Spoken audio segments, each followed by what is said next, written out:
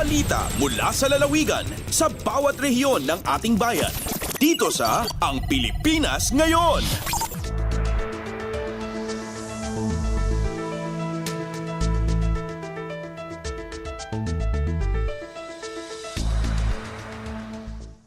Narito na ang bugso ng ating mga regional news. Dumako muna tayo sa rehiyon ng Luzon. Mahigit 200 estudyante sa lalawigan ng Quirino na bigyan ng temporary employment sa tulong ng Kalahi Seeds Program ng Department of Social Welfare and Development o DSWD. Narito ang buong balita na ihahatid sa atin ni April Racho mula sa Tuguegarao. Nasurok duwa gasot nga estudyante tinaduma-duma nga State Universities and Colleges wenno SUC City Probinsya ti Quirino tinaiyawatan ti tulong babaen ti kapit bisig laban sa kahirapan Comprehensive and Integrated Delivery of Social Services wenno Kalahi Seeds Program ti Department of Social Welfare and Development wenno DSWD Region 2 agarup 240,000 pesos tinaiwaras kadagiti duwa gasot kan talong nga estudyante ti probinsya babaen iti kapangyarihan at kaunlaran sa barangay cash for work modality ti programa. Ganda da ito ang makaipaay ti temporary employment kadagiti agtutubo ken masuruan da pay nga agtrabaho.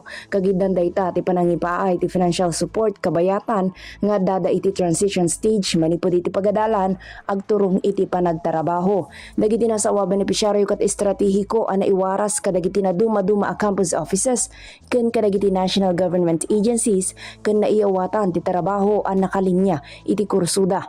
Dayto nga inisyatibo ket pasot ti commitment ti programa a suportaran dagiti agtutubo para iti professional growth ken panagtalag iti kabaelanda. Dayta ti damag manipud Tuguegarao City dayta ni April sa Lucon Radyo para iti Radyo Pilipinas World Service. Balita mula sa lalawigan sa bawat rehiyon ng ating bayan.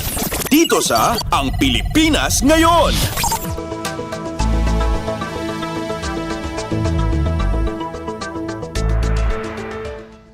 Inyong napakinggan ang ulat ni April Racho mula sa Tuguegarao. Dakuin naman natin ang Baguio City, 8.4 na milyong pisong halaga ng iligal na droga na kumpiska mula sa Baguio City, Benguet at Kalinga.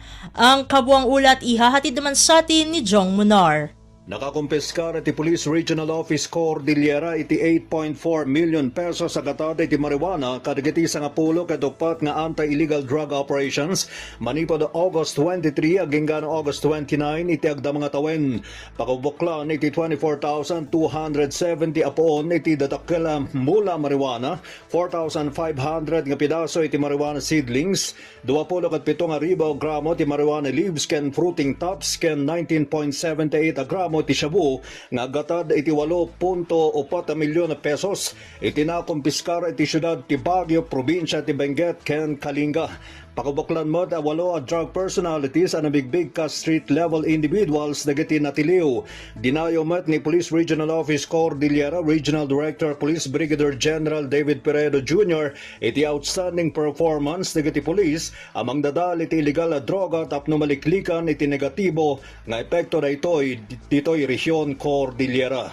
Manipod iti Radyo Pilipinas Baguio, Jong Munar ng ipadamag para ti Radyo Pilipinas World Service.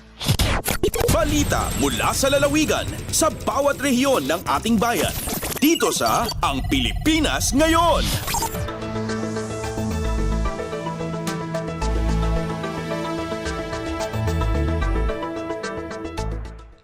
Inyong napakinggan ang ulat ni Jong Munar mula sa Baguio City. Dumako naman tayo sa Virac. Mga pagbaha na iulat sa lalawigan ng Catanduanes kasunod ng mga pag-ulan na inihatid ng Bagyong Enteng. Ang detalye ng balita ihahatid naman sa atin ni Juris de la Rosa.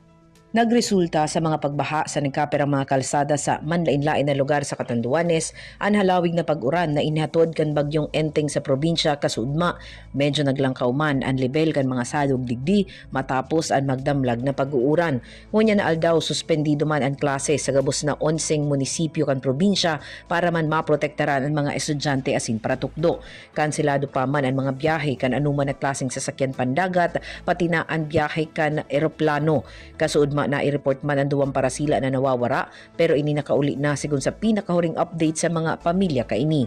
Sa ngunyan aktibo nang nagsasagibon ng clearing operations ang mga lokal na otoridad para sa iba pang naging danyos kan bagyong Enteng sa indang mga lugar. Hale Vera Catanduanes, ako si Juris De La Rosa para sa Radyo Pilipinas World Service. Balita mula sa lalawigan sa bawat rehiyon ng ating bayan. Dito sa Ang Pilipinas Ngayon.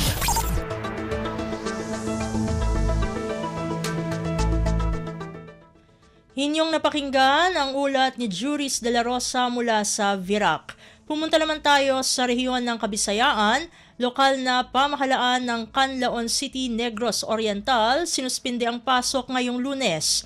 Pakinggan ang kabuang ulat na ihahatid naman sa atin ni Jessa Agua Ilanan mula sa Cebu.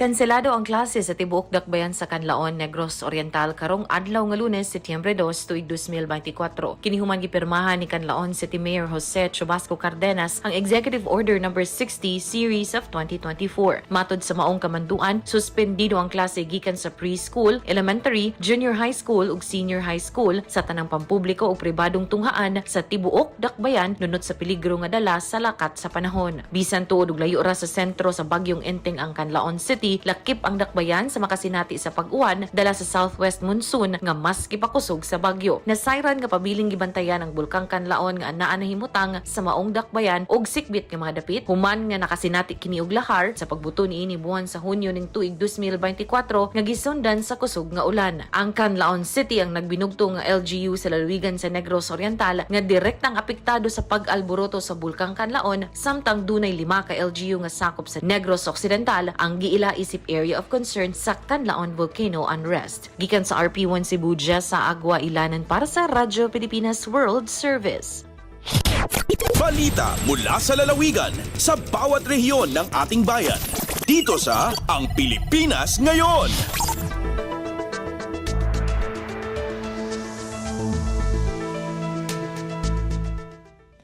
Hinyong napakinggan ang ulat ni Jessa Agua Ilanan mula sa Cebu. Puntahan naman natin ang Iloilo. Mahigit 100 guro sa kindergarten hanggang grade 3 sa Iloilo sumailalim sa pagsasanay upang mapahusay ang kanilang pamamaraan sa pagtuturo gamit ang Oral Graphic Symbolic Language Program. Narito naman si Bing Pabiona para sa detalye ng balita.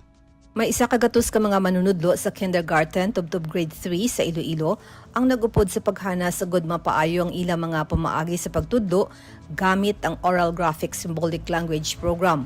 Ang paghanas nagatuyo nga ihanda sila bilang trainers sa iban nga manunudlo para sa Bulig Eskwela Basa nga inisyatiba sang gobyerno probinsyal nga ipatuman sa mga pilot municipalities sang Haniway, Lambunaw, Carles, Dingle, Oton kag San Miguel.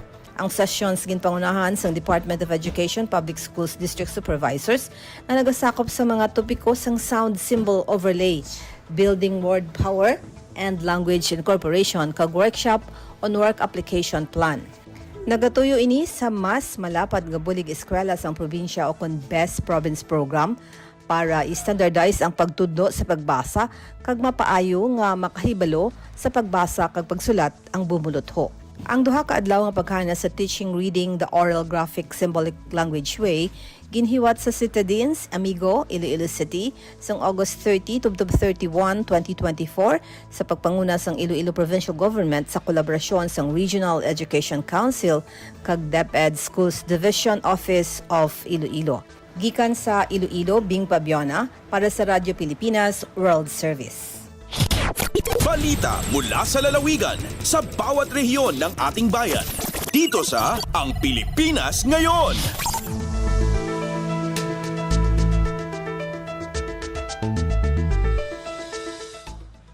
Inyong napakinggan ang ulat ni Bing Pabiona mula sa Iloilo. Dumako na tayo sa rehiyon ng Mindanao.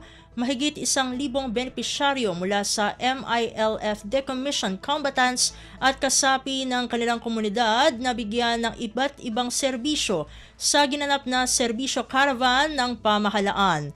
Ang kabuang ulat ihahatid naman sa atin ni Marcel Dasalia mula sa Davao. Kapin usa ka libo ka mga benepisyaryo gikan sa MALF decommissioned combatants ug mga sakop sa ilang komunidad ang naka-avail sa nagkadaayang serbisyong gihatag sa panggamhanan pinaagi sa Inter-Cabinet Cluster Mechanism on Normalization o ICCMN niadtong adlaw Huwebes, Agosto 29 sa Camp Badre, Barangay Sefaran, Dato Odin Sinsuat sa probinsya sa Maguindanao del Sur niadtong milabayng Huwebes, August 29.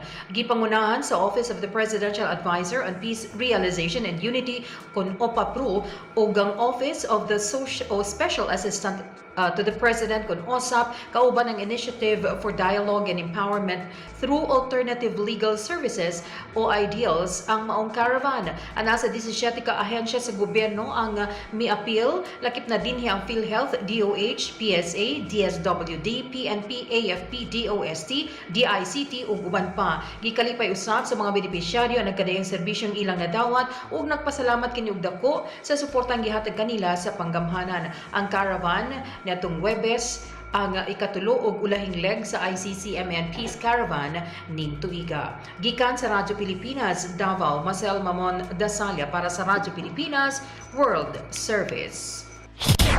Balita mula sa lalawigan sa bawat rehiyon ng ating bayan.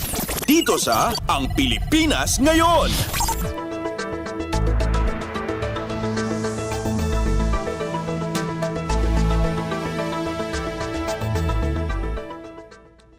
Inyong napakinggan ang ulat ni Marcel Dasalia mula sa Davao. Puntahan naman natin ang Butuan. Mahigit 16.5 milyong pisong cash for work ibinahagi ng DSWD Caragas sa 4,625 beneficiaries ng Kalahi Seeds sa bayan ng Socorro, Surigao del Norte. Ang detalye ng balita ihahatid sa atin ni Jocelyn Morano. Para respondihan ang nagunang panginahanglanon sa mga pamilyang giila isip vulnerable communities ug katabangan sila makabarog luyo sa hagit, nag-apod-apod ang Department of Social Work and Development Field Office Caraga og tabang pinansyal. Ilawom kini sa kapit bisig laban sa kahirapan, comprehensive and integrated delivery of social service kon Kalahi Seeds. Mukabatanan sa 4,625 ang nakadawat sa ilang sweldo sa gipahigayong cash for work pay diin kapin 16.561 million pesos ang pundong natunol. Ang 4,625 ka mga benepisyaryo puros lumulupyo sa lungsod sa Socorro, Surigao del Norte, diin sa maong ihap 105 dinhi mga taga Sitio Kapihan returnees o ang 1,110 residente sa Sitio Kapihan sa tinguha nga ma-address ang ilang resettlement needs. Kini ang lugar sa controversial nga Socorro Bayanihan Services Incorporated nga lalambigit sa daghang kahiwian apil ang issue sa child marriages. Target mapailawom sa programa ang 14 ka mga barangays sa lungsod sa Socorro. Gikan sa RP Butuan, kini si Jocelyn Morano para sa Radyo Pilipinas World Service. Balita mula sa lalawigan sa bawat rehiyon ng ating bayan. Dito sa Ang Pilipinas Ngayon.